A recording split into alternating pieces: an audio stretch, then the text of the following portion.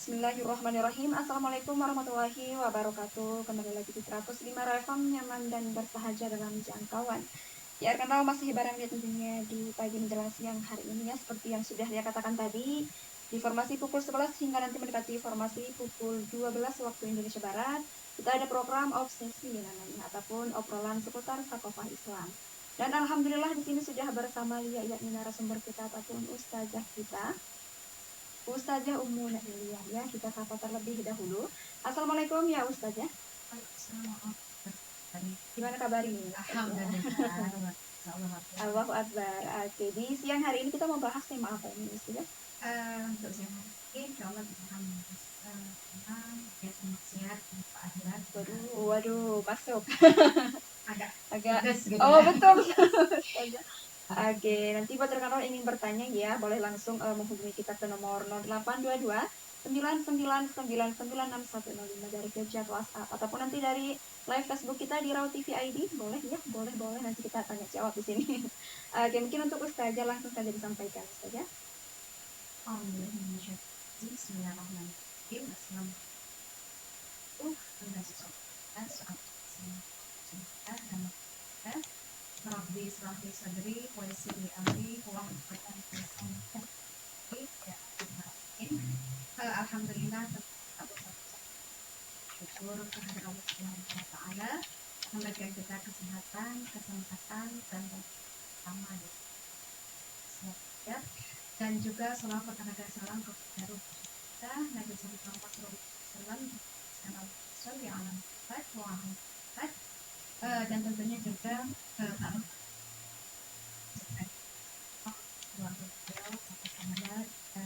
seluruh kaum muslimat khusus untuk yang hari masih dalam kondisi yang terjajah seperti Gaza, Palestina, Sudan dan juga lainnya gitu ya, termasuk ini yang kita masih bergelut gitu ya dengan bencana susulan yang masih menghantui kita seperti kita berdoa tentunya di bulan Ramadan ini adalah momen yang sangat baik sekali gitu ya untuk banyak kita memanjatkan doa dan tinggikan rojaknya gitu ya, harapnya Allah agar segala bencana yang muslimin itu segera Allah angkat gitu ya, dan memberikan kehidupan yang barokah gitu, sehingga negeri kita dan seluruh negeri kaum muslimin. Nah, seperti tadi di awal saya sampaikan bahwa siang hari ini saya akan berbincang ataupun ngobrol gitu ya seputar maksiat dan akhirat. Kalau Ramadan enaknya ngobrol kayak gitu.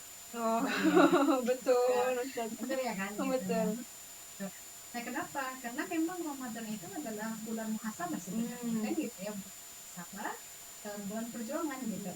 Jadi Ramadan itu nikmatnya bisa kita rasakan kalau betul-betul kita melakukan muhasabah tentang amal-amal yang sebelumnya kita lakukan kan gitu ya, dan juga sebagai perjuangan untuk memperbaiki atau menambah amalan-amalan di bulan Ramadan dan juga nanti pasca Ramadan untuk istiqomah gitu. Jadi bukan bulan rebahan gitu ya, bukan juga bulan mager gitu enggak. Nah, tapi tentu inilah yang harus yang mau bahas gitu ya. Sebenarnya topik ini lebih relate gitu dengan kehidupan para Gen Z gitu ya, yang sebenarnya kita lihat hari ini para Gen Z itu kan tidak semua gitu, tetapi kita lihat kecenderungan untuk melakukan kemaksiatan sangat besar. Apalagi Gen Z itu kalau kita datangi, kita nasihati misalnya gitu ya, ada seperti sensor pada diri mereka itu yang paling mungkin Gen Z kan gitu ya. Jadi kalau misalnya adik menasihati itu ada sensor yang muncul dari dalam itu untuk bisa lebih memahami orang yang menasihati kita itu tulus atau tidak gitu. Kan gitu ya. Dan itu karakter Gen Z gitu. Jadi ketika hari ini kita seperti depan para Gen Z itu kan memang di tengah-tengah derasnya arus ya sekuler liberal hari ini gitu, tentu melihat ditambah kapitalis gitu ya, melihat atau menilai orang tulus atau tidak memberikan nasihat peduli, ini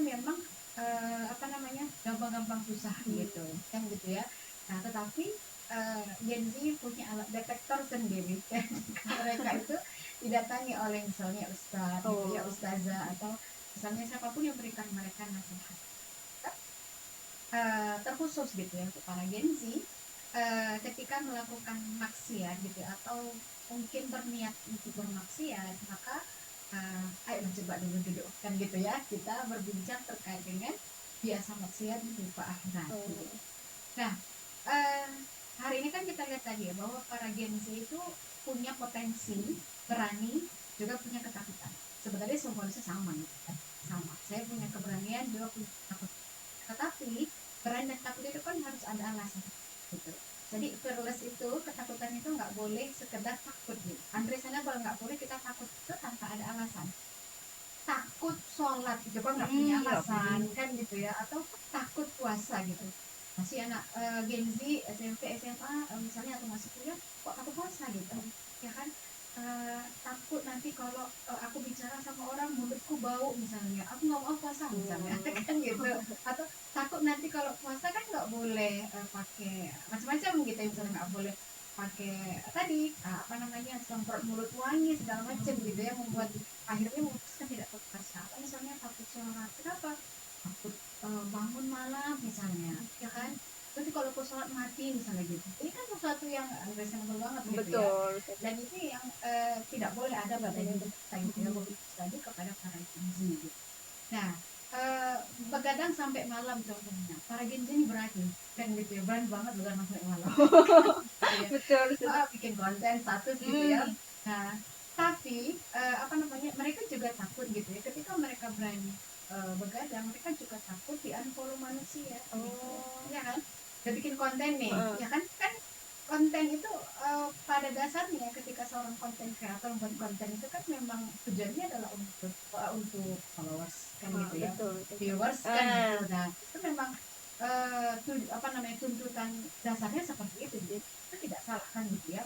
Nah tetapi ketika misalnya itu sudah didapatkan gitu, ketika mungkin konten akhirnya kalau banyak yang unfollow kan, itu menjadi keresahan ya kan, bagi jadi kepikiran bagi iya gitu, ini gimana sih kan gitu ya, jadi kayak gini gitu, malah membuat tadi ketakutan di unfollow gitu ya oleh para followersnya gitu. Nah kemudian berani juga debat panjang di kolom komentar. Nah, kita lihat ya kalau ada konten reels misalnya, atau video apa namanya, CFD Pro ke apakah gitu ya, di YouTube dan sebagainya gitu, kita lihat kalau debat di situ pun panjang gitu ya, panjang banget.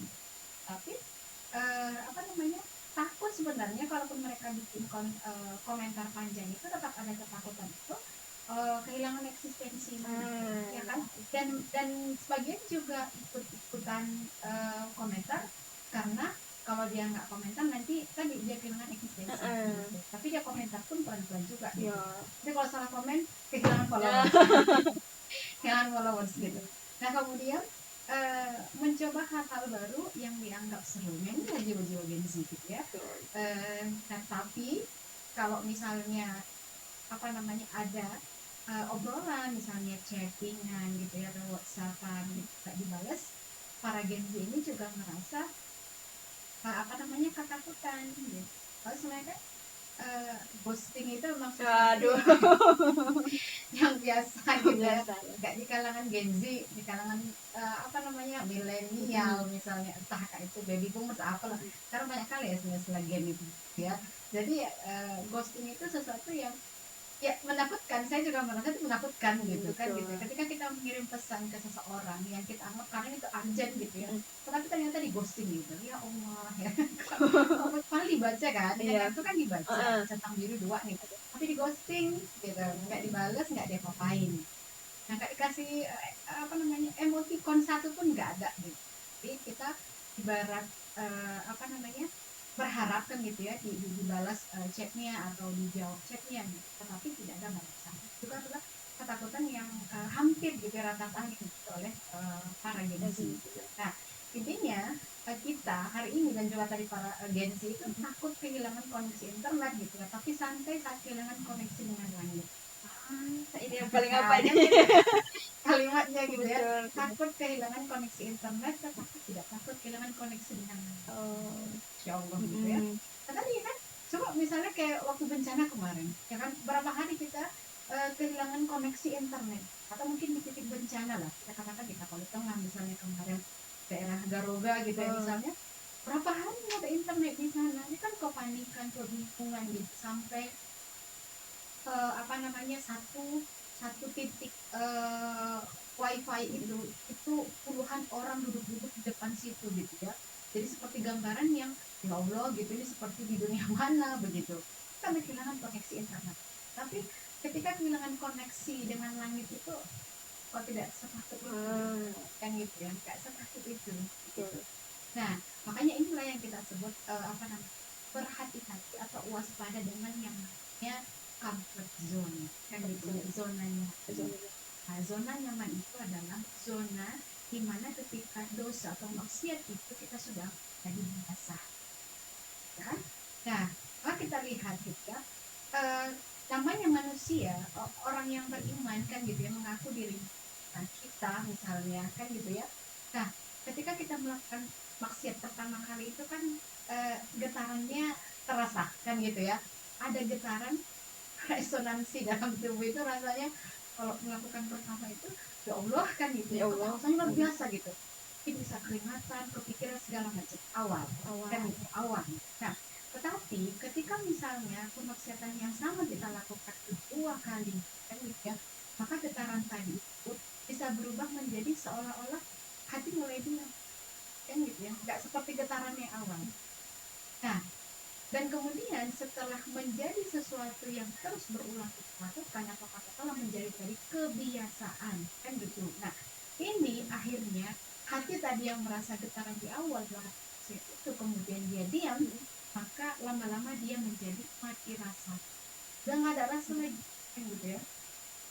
Kalau kita misalnya ada ninggalin sholat tadi kan dia merasa takut gitu, lama-lama ya gitu ya kan gitu. Tapi kalau sudah menjadi sesuatu yang terbiasa, kan nggak akan ada getaran yang tadinya itu takut atau merasa ya udahlah gimana sampai enggak gitu, jadi sudah merasa biasa.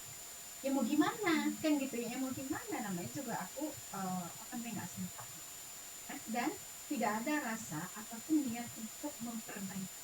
Nah masuklah dia tadi ke dalam zona nyaman dosa. Itu sudah menjadi zona kan gitu.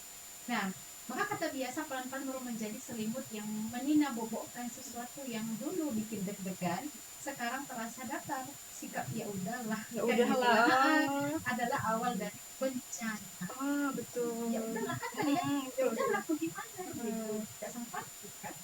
Nah, ayo dong misalnya, apa namanya, belajar aja kita sekolah kan begitu. Kita katakan kalau tidak anjing, kalau muslim, memang muslim belajar itu adalah kewajiban gitu. Tapi kita sekarang gitu ya Gen Z dan juga masyarakat kaum muslim hari ini itu kan masih banyak yang tidak mau belajar, hanya sekolah misalnya malas ya kan, malas kenapa, ya udahlah kita sekolah juga nggak bakalan jadi apa-apa misalnya dari kan ya gitu. udah lain ya udahlah kan kapan gitu. Kalau kan belajar jangan menjadi sesuatu hal yang berbeda kan gitu ya, artinya belajar itu wajib, ingin menjadi apapun kan gitu ya apa namanya cita-cita kita katakan sesuatu yang berbeda sebenarnya kan gitu ya. Kalau perkara kita mau jadi apa di masa depan kita upayakan dan sehingga namanya kan itu adalah rezeki kan gitu, rezeki Allah itu pada Allah gitu. Allah menghendaki memberikan rezeki bagi siapapun yang akan. Jadi jangan dikaitkan tadi antara kewajiban belajarnya dengan I want to be nya gitu. Ini gak connect sebenarnya ya, secara langsung gitu ya. Walaupun memang dari kecil kita bisa tempa skill dan juga misalnya ilmu itu karena apa namanya future-nya itu kita ingin sesuatu yang kita sudah bangun dari kecil gitu ya kan. Itu tadi kalau perkara rezeki maka Allah akan berikan kan gitu ya bagi orang itu ya. Tetapi kan gitu ya kita juga harus tadi mengingat bahwa ya tidak melulu harus ada tadi anda di belakang want to be-nya.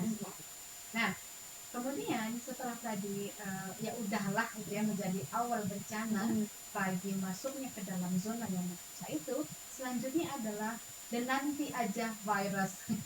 Jadi ada virus dan nanti aja gitu kan. Jadi ada virus nanti aja. Allah Akbar kata masjid. Ya kan? Dan Dari situ gitu. Masih baru aja. baru aja. Terus setengah jam, baru setengah jam, 1 jam, nanti aja baru 1 jam kan gitu. Hasil apa yang terjadi? Waktu sudah kan gitu. Kan tadi masuk nanti aja, akhirnya muncul lagi yang dasar tadi. Ya udah, bagaimana lagi udah lewat. Ya udahlah, udah lewat mau gimana kan gitu. Nah, inilah penyakit tadi ya, nanti aja dengan ya udah. Kita tidak pernah menunda scoring atau nonton film. Ya kan? Scoring itu kan berapa jam? Jujur deh gitu ya. Aja kalau misalnya ditanya lewat berapa jam? Lebih 1 jam gitu. Nah, tapi kalau kenapa kita tadi melewatkan waktu sholat kan gitu, melewatkan waktu tadi untuk bertaubat kan gitu. Ini menjadi satu memang harus menjadi renungan kita bersama. Scrolling dia tahan berjam, tapi menyahut langsung gitu sholat berapa. Kalau sholat kita tahan berapa? Langsung dari 1 jam. Betul. Jangan sholat aja nggak tahan kita setengah jam kan gitu ya. 10 menit, 15 menit, 20 menit. Kalau ada orang yang akan sholat subuh saja bisa sholat fardu dia ya setengah jam aja sendiri, ya kan? Rasanya udah ya Allah kan gitu ya. Tapi kalau scrolling atau tilawah Quran kan gitu, paling bulan Ramadan bisa tambah tilawahnya. Kita lihat masjid bertadarus misalnya kan gitu, atau tilawah Quran itu dari habis taraweh jam 10 lah bisa sampai jam. Kan kita salut kan gitu ya, lamanya berjam-jam. Atau ketika kita mendengar ada tarawih yang tadi gitu ya, dari tarawih itu 1 juz ketika di menghabiskan sholat tarawih itu menghabiskan 1 jam. Nah, tapi kan gitu ya, kalau tadi kita bandingkan mayoritas amalan tadi tidak lebih panjang dibandingkan waktu scrolling ini kan gitu. Padahal seharusnya kalau kita manfaatkan gitu ya, waktu yang Allah berikan ini kan untuk memaksimalkan waktu untuk berbuat amal-amal soleh kan gitu, dan juga melakukan tobat. Kenapa? Karena memang kita harus ingat gitu, bahwa kematian kan gitu ya, kita selesai scrolling kan gitu ya. Ya kalau waktunya sudah datang, nah seperti itu. Makanya seharusnya kan, dan kematian itu nggak menunggu kita tua kan gitu. Bagi orang yang memang udah kan misalnya kan banyak kan gitu, bahkan baru ada saja itu kita ingat bersama gitu ya, bahwa yang namanya tadi pintu taubat itu selama Allah berhidup maka jangan sia-sia kan gitu ya. Dan tentu tadi itu bila khusus bagi di kalangan para genzi gitu ya, jangan mengira karena masih muda kan gitu ya, masih remaja segala macam, kematian itu rasanya sangat jauh gitu. Karena Rasulullah bahwa hal terdekat dengan manusia itu adalah kematian, karena nggak ada jaraknya kan gitu ya, nggak terjarak gitu. Nah makanya selalu kita ingat bersama ya. Nah ini awal gitu ya, awal ketika kita ingin melihat ataupun ketika misalnya terbersih niat untuk bermaksiat itu, yang awalnya itu tadi dari kata aja udahlah, kembali ke udahlah nanti aja begitu ya, itu menjadi pintu-pintu masuknya kita tadi ke zona aman ya, aman dari bermaksiat. Ini kita merasa aman ketika dosa-dosa itu kita lakukan. Nah kemudian kan gitu ya, kalau kita lihat lagi bagaimana fenomena atau kebiasaan kan gitu, kita hari ini termasuk Gen Z yang memang kesibukan kita itu kan sekarang itu banyaknya berlebih. Betul. Lisan kita, jari kita itu menjadi alat yang paling banyak kita gunakan untuk apa? Untuk melakukan tadi interaksi di sosial media kan gitu ya. Nah dan ternyata gitu, lisan dan jari ini itu kalau kita tadi tidak gunakan kan gitu ya untuk beramal soleh, hanya scrolling berjam-jam yang itu kontennya juga nggak bermanfaat kan gitu ya, maka akan menjadi toksik kan gitu ya, toksik bagi diri kita. Nah kemudian muncul, kita banyakin tulis-tulisan di konten yang apa namanya, posting misalnya, ngebully kan gitu ya. Nah seperti itu. Apakah roasting bisa tergantung konten roasting gitu. Tapi kalau terlalu sering di roasting juga nanti kan jatuh fitnah bahkan gitu ya. Maka hati-hati kalau roasting. Tapi itu sangat disukai sekali roasting. Betul, Nah, iya, dan roasting itu kan tadi bisa jatuh ke bumi kan gitu ya, bisa jatuh ke. Nah kemudian nanti kalau misalnya orang sudah tersinggung, apa yang sering kita katakan? Bercanda. Nah, kan gitu ya, bercanda. Roasting, bullying dianggap sebagai candaan. Itulah habit yang tadi dimunculkan apa namanya, ketika tadi kita lebih banyak lalainya kan gitu ya, menggunakan jari lisan kita itu justru malah menjadi toksik bagi diri kita. Scrolling apa namanya, berjam-jam gitu kan, internet ataupun handphone kan gitu, konten-konten yang tanpa faedah. Nah kemudian yang kedua gitu ya, ada yang namanya the relationship grey area. Ini juga salah satu membuat kita apa namanya, seorang gitu ya, akhirnya tadi tuh merasa aman di zona dosa gitu. Gimana dia merasa berada di daerah yang grey kan, grey area abu-abu. Nah ternyata namanya area abu-abu, nggak hitam nggak putih kan gitu, abu-abu. ada yang abu-abu gitu. Nah istilah-istilahnya itu banyak kata-kata yang sebenarnya bisa dijadikan sebagai modus ya kan, untuk masuk ke area abu-abu. Contohnya apa? Semua orang juga Nah, gitu ya. mulai dari sini. Kalau sudah kita sering mengatakan semua orang juga begitu, maka kita berarti sedang mencoba atau sedang ya itu dia mencoba untuk masuk ke grey area. Kamu kenapa atau akan kamu kenapa sih misalnya kontennya itu aurat misalnya kan, joget-joget erotis misalnya, semua konten kan kayak gitu kan gitu ya. Dan semua konten yang isinya begitu followersnya banyak, banyak, komen banyak, lama-lama kan nanti aku jadi FYP gitu ya. Nah ini kita dan dia yang abu-abu semua orang. Nah jadi batasan syariat yang dianggap itu dianggap menjadi sesuatu yang kan gitu ya. Dan kedekatan tanpa ikatan dianggap wajar asalnya. Kalau dulu ada istilah kalau waktu saya remaja itu apa namanya, TTM gitu, teman tapi mesra. Waduh, area grey kan gitu ya. Pacaran sih enggak ya kan, apa namanya, tapi kita teman loh gitu, tapi teman tapi mesra. Kayak abu-abu dia nggak mau dibilang pacaran, tapi ada relation kan gitu ya, ada relationship yang kita nggak ngerti mendefinisikannya seperti apa coba. Nah ini bahayanya tadi ya grey area.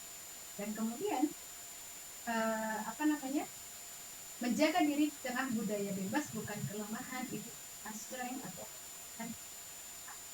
Ketika misalnya hari ini kita lihat gitu ya, insight kan gitu ya, dalam diri kita itu kalau melihat apa namanya, kehidupan yang berat ini kan gitu ya, kita cukup tadi mengatakan ya udah kita jaga diri aja ya kan, karena tadi banyak orang gitu, orang tempat perang bebas kan gitu, penting kan kita jadi kan gitu ya, apa namanya, untuk kalau kita lihat dari perkara-perkara yang dari area tadi itu kan sebenarnya hanya untuk menghibur diri. Nah kenapa? Karena kalau kita tadi selamat kan gitu, selamat dari zona aman dosa tadi, itu kan tidak bisa kalau kita sendiri yang menyelamatkan diri kita kan gitu ya. Artinya kita butuh lingkungan yang kondusif, kita butuh orang-orang yang mendukung kan gitu. Kalau misalnya di lingkungan kita tidak ada yang mendukung kita untuk selamat, berarti kan lingkungan kita itu semuanya mengajak kita untuk terjerumus kan gitu ya, terjerumus gitu. Sampai kapan lah kita kuat sendiri ya kan, misalnya kita apa namanya, memulai kan misalnya kemarin kita memulai untuk aurat katakan gitu, tapi ternyata ketika kita keluar rumah, ibu nggak mendukung itu, kan gitu ya. Makanya warna melimpah biasanya gitu. Betul. Ada pengalaman. Kan gitu. Kan gitu ya. Jadi ini kan apa namanya, walaupun tadi kita katakan kita bisa menghidup dalam kita dengan iya, tapi tadi lingkungan kita tidak mendukung. Tapi yang juga kan yang namanya toksik itu kan bukan hanya misal dengan jari tadi ya gitu, tapi kan segala kita apa namanya yang dia tidak mengajak kita kepada kebaikan, maka mereka bisa toksik dalam kehidupan. Nah, kemudian yang ketiga ada namanya algoritma kelalaian. Zaman sekarang manusia tidak perlu dicari, dia datang lewat rekomendasi dan notifikasi, kan? Satu titik, satu swipe, lalu terjebak berjam-jam. Oh, betul. Kayak tadi ya scrolling tadi, gitu kan? tadi. Notif itu kan, kalau kita menghidupkan notifikasi di handphone kita kan, per detik loh mbak, ya kan? Notifikasi itu banyak. Jadi kalau kita buka, ya kan, kan malah bisa Malah. sah gitu. Nah, penting pun, gitu ya kan? Karena memang tadi ada rasa penasaran kita, ya kan, ini apa sih kan gitu ya. Nah, terkadang bahkan sering kita akhirnya jatuh kepada hoax misalnya. Anfaedah kayak tadi ya, kata-kata itu kan anfaedah. Nah, akhirnya kita hafal jadwal rilis film misalnya, tapi sering telat menjawab tadi panggilan azan, contohnya gitu ya. Kapan rilis di Netflix misalnya? Ya kan? Kapan rilis di Prime Video misalnya? Tapi ketika ditanya azan itu jam berapa? Kalau di bulan Ramadan ini misalnya, aku belum dapat imsak ya gitu kan? Udah imsak rasanya sulit banget gitu. Tapi tadi menghafal jadwal rilis film terbaru kan gitu, langsung cepat gitu. Misalnya jadwal berbuka kan gitu ya, jadwal imsak gitu. Ini masih contoh-contoh yang kecil gitu ya. Nah, maka kita baik tadi generasi Gen Z dan generasi ini seluruh generasi kan gitu ya harus ingat gitu bahwa di akhirat ada yang tombol yang kita nggak bisa balik ke tempat. Hidup ini jalan terus. Ketika kita ingin kembali ke Allah kan gitu, kembalikanlah aku. Misalnya nih saya mengatakan ya Allah, tahun lalu kayaknya Ramadan itu nggak ini gitu, kurang bisa aku mengisinya. Tolong dong, aku nggak usah ikut Ramadan tahun ini. Aku Ramadan tahun belakang gitu, nggak bisa kan gitu ya. Yang kemarin sudah berlalu. Maka Ramadan hari ini Allah ketemukan kita, maka di sini kita untuk apa? Untuk memaksimalkan yang tahun sebelumnya kita merasa belum maksimal. Artinya jangan sama lagi dong kan gitu. Allah sudah memberikan kesempatan yang sama. Nah, tidak ada fitur replay masa kan gitu ya. Jadi ketika kita sudah menuangkan gitu ya, seperti saya misalnya sudah usia kepala 3 kan gitu, nggak ada replay. Ya Allah, kembalikanlah aku usia masa gadis gitu. Masa cibi-cibi dulu kan gitu ya, aku akan menjadi remaja yang soleha. Kamu nggak bisa, maaf ya Muna Iliyah kan gitu ya. Sudah terlambat, tidak ada tombol replay. Nah, sekarang itu selalu tombol next kan gitu ya, betul, next gitu. Tombol kan karena tombol on tadi. Nah, kemudian tidak ada sih kembali tadi ya ke masa lalu, praktisi apa. Nah, kita ingat bagaimana Allah mengingatkan kita dalam surah An-Nisa ayat 24 sampai 26 ya. Bismillahirrahmanirrahim, mereka tidak merasakan kesejukan di dalam penyesalan terbesar adalah dulu aku punya waktu tapi aku pilih ini. Inilah nanti penyesalan besar bagi seorang hamba gitu ya, atau seorang manusia ketika dia di dunia tadi, dia punya waktu Allah berikan tetapi selalu nanti aja ya udahlah. Ini adalah sesuatu yang seharusnya kita yang mungkin sebagai manusia kita sudah kan ya, sebab kita tidak masuk tadi ya zona dosa itu. Nah, kalau tidak tadi kan ketika nanti kita kembali kepada Allah, maka jangan sampai kita masuk kepada yang katakan di hadapan Allah telah akhir Allah berlaku tetapi aku kita lanjut boleh. Oke, nanti kita akan kembali lagi untuk sesi kedua ya, ya. Kita jeda dulu sebentar, jangan kemana-mana, tetap stay tune di 105 FM Your Lifestyle. Kembali lagi di 105 Reform, nyaman dan bersahaja dalam jangkauan ya. Masih bareng Lia dan juga Ustazah tadi di pagi menjelang siang hari ini ya. Mungkin untuk Ustazah langsung saja dilanjutkan saja. Nah, kita lanjut tadi ya. Selanjutnya maka tadi ya ada ambil gitu ya. Terus. Nah, maka selanjutnya harus kita melakukan itu bukan siap. Nah, kamu bukan kan istirahat. Kecil dan tapi dia adalah sebuah ya, nantinya gitu akan memperlihatkan tadi dan kenapa Allah menciptakan neraka sebenarnya semata-mata karena nah, kok sayang menciptakan neraka kok sayang gitu ya. Nah, karena itu kan sebagai antisipasi kan gitu ya, peringatan kalau kamu tidak taat padaku kata Allah maka aku akan beri neraka kan, itu antisipasi kan gitu ya, rasa sayang Allah agar kita tidak melakukan kemaksiatan gitu. Nah, terkadang ketika kita melakukan maksiat itu kan masalahnya bukan karena kita tidak tahu, tetapi tadi karena kita terlalu terbiasa untuk meremehkan kemaksiatan itu. Nah, maka dalam surah Al-Baqarah ayat 24 di situ Allah dengan takutlah pada neraka yang tahan bakarnya adalah manusia dan berat. Jadi kalau kita bermaksiat itu dan tidak bertobat kan gitu ya, atau berupaya untuk pada Allah, maka jangan sampai kekurangan bahan bakar. Nah, gitu. Jadi bukan terkadang kita bermaksiat itu bukan karena terbiasa meremehkan maksiat. Nah, oleh karena itu maka bagaimana caranya kan gitu ya, kita tidak merasa berani untuk berbuat dosa atau maksiat tadi dan akan tidak lupakan akhirat. Nah, maka yang pertama yang harus kita lakukan dari dasar kita adalah update sistem kan gitu ya. Artinya apa? Sistem yang ada pada kita ini yang pertama itu kan dari kita harus kita update gitu. Dan tadinya kita berpola pikir biasa aja meninggalkan maksiat, maka dari dasar kita harus update lagi sistem kali kita itu untuk mengatakan bahwa maksiat itu sesuatu yang sesuatu yang dibenci oleh Allah.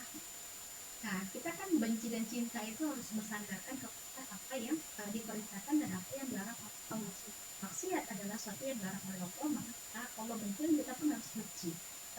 Nah, jangan mengatakan begini, ketika kita ingin memulai menginstal kembali sistem yang ada pada diri, kalau kita mengatakan aku sudah tahu, yang menjudge itu kan diri kita kan gitu dan orang lain ya. Sementara Allah sendiri mengatakan ayo kan gitu ya, ayo berubah, ayo. Jadi jangan banyak mendengarkan penghakiman manusia, bahkan penghakiman setan pada diri kita. Karena apa? Karena manusia dengan semua hakim gitu. Nah, manusia itu tidak soalnya gini, kita melihat orang memang mungkin kan tadi sering melakukan tapi dibalik dia melakukan maksiat itu dia juga sedang berjuang kan gitu ya, untuk keluar dari kemaksiatan. Maka jangan dihakimi secara fakta, tetapi ajang membuat kan kenapa aku sering seperti ini misalnya. Coba aja nih, ternyata mungkin ya bisa jadi kan yang punya jawaban gitu. Ya sebenarnya aku saat ini sedang proses gitu ya. Caranya ya aku rasa caraku belum bisa. Bagaimana caranya? Kan akhirnya dia bertanya bagaimana caranya untuk yang keluar. Kan dia tidak mau. Karena tadi kan orang yang melakukan hal itu kadang bukan karena selama ini merasa itu hal yang biasa aja untuk dilakukan. Kan kemaksiatan, gitu ya. Nah, sehingga kita pun harus memahami gitu ya bahwa taubat itu bukan orang yang suci. Kalau dia sudah suci ngapain dia kan? Iya kan? Jadi taubat itu ya bagi kita semua gitu. Gak ada manusia yang suci kan? Kita juga mendengar tahu kalimat nobody's perfect misalnya. Gak ada manusia yang sempurna. Nah, maka dalam Islam pun kan gak ada manusia yang suci, artinya yang bebas dari dosa. Maka siapapun wajib ya. Nah, kemudian taubat adalah untuk orang yang sadar dirinya salah dan ingin pulang tadi ya. Jadi jangan tunggu dan apa namanya, jangan tunggu sempurna untuk kembali. Kalau orang yang sempurna, Betul. tunggu aku bertobat. Kapan? Kapan pernah hatiku bersih, ya kan? Tunggulah dulu aku bertobat. Kapan misalnya? Tadi nanti aku baik. Ya kapan? Gak akan pernah betul-betul baik manusia. Ya. Maka tadi jangan ayo segerakan kita sistem kembali, instal kembali sistem dalam. Nah, bagaimana misalnya kalau hari ini adalah kan sering diingatkan oleh ulama, kalau ini hari ini adalah hari terakhir COVID. Yang sering dia dengar ini kan gitu ya, akan lockout dari kan gitu ya. Nah ini adalah menghisap ataupun menghitung detik-detik kita kan gitu ya. Nah maka sudah siap nggak kita mengaudit hari kita kan gitu, apa yang kita lakukan?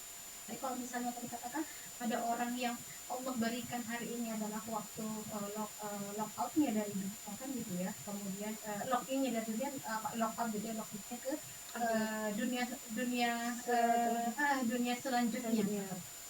Nah maka harus menjadi pertanyaan tadi, kan screen time kita itu apakah lebih banyak atau Instagram misalnya. Atau misalnya lisan kita sudah banyak istighfar atau omong kosong gitu ya, atau sholat kita apakah sudah di awal waktu atau tadi di sisa-sisa waktu. Ibnu Rajab pernah mengingatkan kepada kita bahwa orang yang sudah wafat berharap bisa hidup kembali sesaat saja untuk bertaubat ya. Kita yang masih hidup justru menyanyiakan waktu.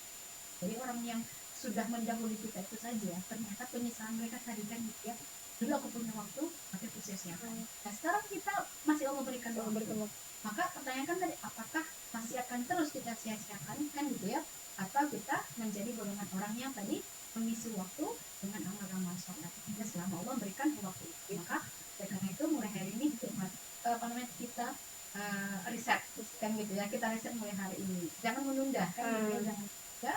Kemudian filter feednya juga harus dibuat ya, unfollow akun yang memicu maksiat, karena kan banyak agen-agen pergaulan bebas kan gitu ya, agen-agen maksiat banyak seperti itu. Nah maka ketika selanjutnya adalah cari circle. Maka Opik juga dalam Tombo Opik kan mengingatkan nama kita gitu ya. Betul. Bagaimana untuk kita membentuk kesolehan, kemudian tadi untuk berlomba-lomba dalam kebaikan pasangan itu ya, salah satunya tidak akan lengkap kan tadi, tidak akan lengkap tadi perubahan kita atau kita yang menginstal ulang sistem ini tadi tanpa adanya circle yang kita temukan yang mengajak kita yang tadi peduli sama kita, betul-betul peduli ya kan. Pedulinya itu sincere gitu ya, tulus banget gitu. Semata-mata tadi karena mengharapkan ridho Allah gitu. Harap bagaimana dia menemukan ataupun mampu menginstal dirinya setelah bermaksiat sebelumnya kan gitu ya. Begitulah diinginkan kepada diri pun yang diajak. Jadi kalau ada orang mengajak kita itu bukan karena dia kepo atau dia ingin mengurusi urusan kita. Hakikatnya kan sebenarnya kan begini, nggak ada memang urusan saya dengan nerakamu kan gitu, dengan surgamu itu urusan itu, tetapi Allah merintahkan kepadaku untuk mengajakmu pada kebaikan. Yang perlukan itu adalah perintah Allah kan gitu. Kalau kamu mau ikut ayo, nggak mau ya terserah kan gitu, karena setiap amal kita misalnya masing-masing begitu. Nah oleh karena itu tadi ya, cari circle kan gitu, temukan circle yang mendukung kita untuk perubahan. Nah, maka dia maksiat sudah terasa biasa, apakah di hati kita itu masih ada kan? Jadi yakinlah ketika sudah habit maksiat itu menjadi habit dalam diri kita, akhirat itu terasa sangat jauh. Kalaupun mungkin dia merasa dekat, tapi tidak ada persiapan dekat. Allah paling mati kan gitu, seolah-olah mati, yang terus segala aktivitasnya, padahal bukan kan. Mati itu adalah pintu kan gitu ya, penghisapan. Betul. Pintu untuk menghisap amal-amalnya, bukan pintu segalanya untuk berakhir gitu, tapi pintu memulai penghisapan amal. Nah kita ingat yuk kan gitu ya, tadi apalagi di tahun suci Ramadan ini pelatih kan gitu ya, meninggalkan maksiat, berlatih menambah amal soleh kita untuk nanti pasca Ramadan kita membawa kan gitu yang sudah kita latih itu menjadi kebiasaan yang baru kan gitu, yaitu kebiasaan taat kepada Allah dan terbiasa untuk tadi istiqomah dalam mempertahankan amalan kita dari Ramadan ini hingga Ramadan yang akan selanjutnya. Ya, itu mungkin Mbak kita Mbak ya. Aduh. Oke, sekarang kita lanjut lagi di segmen ketiga ataupun sekalian closing statement ya saja ya. Ya. Oke, kita akan kembali lagi setelah ceritakan berikut ini. Jadi jangan kemana-mana, tetap stay tune di 105 FM Your Lifestyle. Kembali lagi di 105 FM, nyaman dan bersahaja dalam jangkauan. Ya, kawan-kawan tak terasa ya, sudah di segmen ketiga ini. Dengan tema kita di siang hari ini, biasa maksiat lupa akhirat. Semoga nanti ini bermanfaat untuk kita semua ya. Dan mungkin untuk Ustaz langsung saja dilanjutkan saja. Ya, maka apa sekarang setelah statement ya, akan ya banyak ya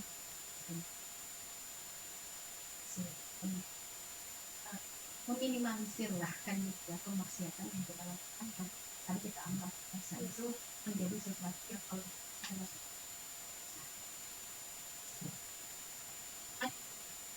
yuk sama-sama bahwa kemuliaan Ramadan ada karena Ramadan ada petunjuk yaitu Al-Quran itu kan karena mengatakan sah Ramadan alladzi unzila fihi al-Quran hudan linnas wa bayyinatin wal Furqan. Nah, Al-Quran itu kan memuat aturan kan gitu. Memberikan kita petunjuk, kemudian memberikan kita pembeda mana yang maksiat, mana yang taat kan gitu, mana yang halal, mana yang haram. Itulah kemuliaan Ramadan. Andai Al-Quran itu tidak turunkan di bulan Ramadan kan gitu ya, pastinya Ramadan itu sama dengan bulan-bulan lainnya gitu. Nah, dan apa namanya, justru karena turun Al-Quran di bulan, makanya Ramadan jadi kemuliaan kan dengan peristiwa nuzul Quran kan gitu. Nah, jadi ini yang perlu kita ingat, puasa itu kan hanya salah satu bagian dari si Al-Quran ya kan, yang Allah wajibkan berpuasa bagi orang-orang yang beriman kan, yang Allah serukan dalam. Tetapi kita ingat bahwa puasa bukan satu-satunya kewajiban dalam Al-Quran, sehingga kalau kita hanya berpuasa tetapi meninggalkan isi Al-Quran mungkin berarti kita tidak memuliakan bulan Ramadan dan kita apa namanya, tidak betul gitu ya, senang dengan bulan Ramadan kalau kita tidak senang dengan apa namanya, melaksanakan isi Al-Quran seperti ya. Nah, mungkin itu untuk konsentrasi Mbak Dia juga. Maka akan saya katakan kalau sudah kita merasa maksiat terbiasa pada kita, yakinlah sudah tidak akan ada lagi dalam kita, tetapi walaupun ada, kita akan tetap ayat itu sebagai dongeng belaka. Oke, dan tanggapan ataupun dari isi ceramah kita di siang hari ini. Ada yang bertanya ini, Ustaz. Oh iya. Oke, ini dari ada dari Mama Cantika, ini juga punya dua. Assalamualaikum Ustazah katanya. Waalaikumsalam ya. Izin bertanya. Bagaimana cara menyadarkan diri kita ketika sudah terlalu sering melakukan maksiat sampai terasa biasa saja dan tidak ada rasa bersalah lagi? Ya, mohon tanggapannya Ustazah. Nah, tadi kan sudah kita bahas gitu ya, bahwa ketika kita merasa tadi, ketika awal kita bermaksiat ada rasa getaran. Nah, ketika dilakukan lagi merasa apa namanya, hati itu terdiam gitu. Tapi setelah lama-lama dilakukan terbiasa tadi, akhirnya mati rasa gitu. Kan gitu, mati rasa. Maka kalau kita sudah merasa mati rasa, maksudnya melakukan maksiat itu sudah kan nggak apa namanya, ya udah gitu ya, biasa aja kan gitu ya, nggak ada getaran karena satu, berarti memang perlulah kita melakukan yang usaha gitu ya, kayak kita ubahkan ya kan, kita juga dalam Al-Quran wajib berfirman ya ayat Tuhan nafsul mutmainnah kan, kita pernah dia ila rabbika radiyatan, orang-orang jiwanya tenang gitu. Kalau kita ingin jiwa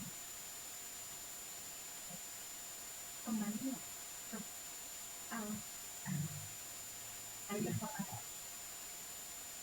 di bulan Ramadan tadi perbanyak soleh menuntut ilmu lah, ilmu Al-Quran. Bagaimana Al-Quran mengajarkan kita untuk hidup, bagaimana Al-Quran menuntun kita untuk jalan.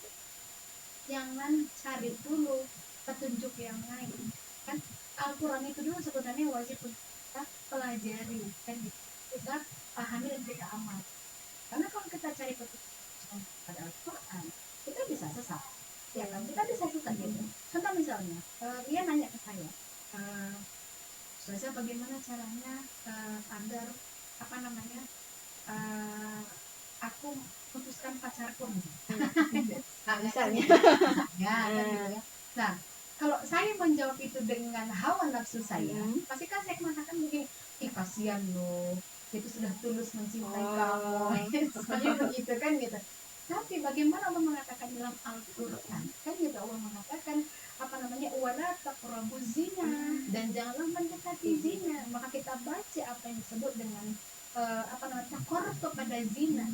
Para ulama itu kan bahwa bukan berzina dalam artian zina yang seperti hubungan suami istri saja gitu, kan gitu ya. Tetapi yang namanya takut kepada zina itu aktivitas, segala aktivitas yang mendekati ataupun yang bisa merangsang untuk berbuat zina, maka dia termasuk hal-hal ataupun perbuatan-perbuatan yang Allah haramkan, bukan hanya zina tapi aktivitas mendekati zina, kan gitu. Nah itu contohnya. Itu kalau tadi kita petunjuknya adalah Al-Quran, tapi kalau kita tadi petunjuk hawa nafsu, maka nanti akan bermacam-macam lah apa namanya jawaban dan petunjuk yang akan kita apa namanya dapatkan, tetapi bukan petunjuk yang sahih ataupun tadi kembali dulu kepada Allah kan gitu, dengan belajar lagi Al-Quran gitu. Sekali lagi kan tadarus Al-Quran di bulan Ramadan itu adalah sesuatu yang sangat mulia kan gitu ya, karena tadi kemuliaan Ramadan adalah turunnya Al-Quran. Maka cobalah kita menikmati Ramadan ini dengan cara kan gitu, cara menikmati isi Al-Quran gitu, agar kita terasa nikmatnya Ramadan insyaallah ya, dengan kembali kepada Allah, buka lagi Al-Quran, baca lagi kan gitu ya. Kalau tidak paham, baca terjemahannya. Tidak paham, tentunya kan ditemukan sirkel kan gitu ya, untuk kita saling belajar isi Al-Quran, bukan hanya jadi amalkan. Semua terjawab untuk Mama Cantika juga ternyata tadi. Semua terjawab ya, semua terjawab ya untuk Mama Cantika.